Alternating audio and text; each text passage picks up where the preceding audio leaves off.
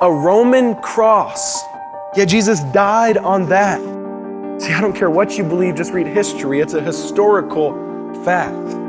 So the question we have to ask is, what will you do with this man of misery? 6 hours on a piece of wood, yet somehow completely changed history? But see, we've pimped Jesus out. We've made a sacrifice foolery, like, oh, I'll just go to church on Easter and make the cross nice jewelry. But see, the cross wasn't a symbol of faith. It was a symbol of death. I mean, imagine if someone had an electric chair hanging around their neck.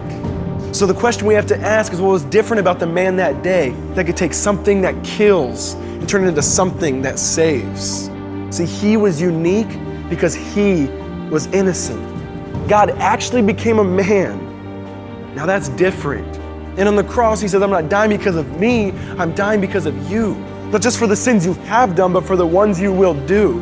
And on the cross, God treated Jesus like he was us. Poured out his wrath on the Son so that he might show that he's just. See, and he took our filth and he took our sin, and the beauty is when you trust in Jesus, you're included in him. But first, walk with me what it must have been like that night when the Son of God looked like he lost the fight. No heartbeat, no breathing, no sign of life. Jesus tasted death and it didn't feel right.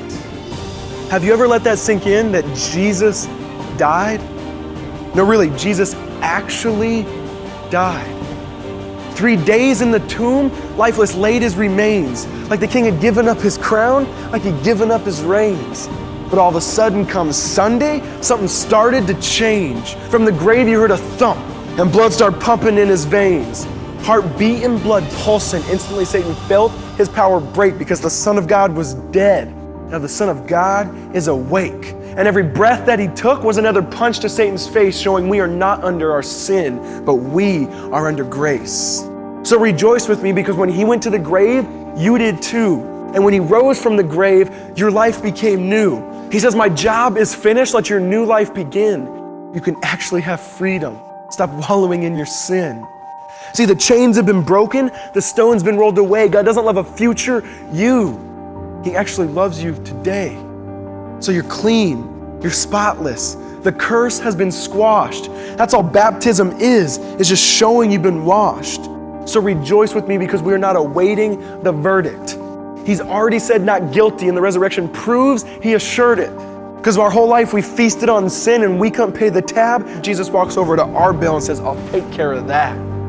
So stop trying to pay your own debt. In fact, God doesn't even expect it. Because the cross shows payment given, resurrection shows payment accepted. And instantly we were perfectly spotless when we were spiritual whores. Because when he walked out of the grave, he left our sin on the floor. And he turned around and looked at where his body lay and says, sin? See, that's where you're gonna stay. So church, walk in freedom because you are free. The resurrection is just a stamp saying it's a guarantee, a royal decree proclaiming we're children of the King. So even when your mouth can't, let your life always sing.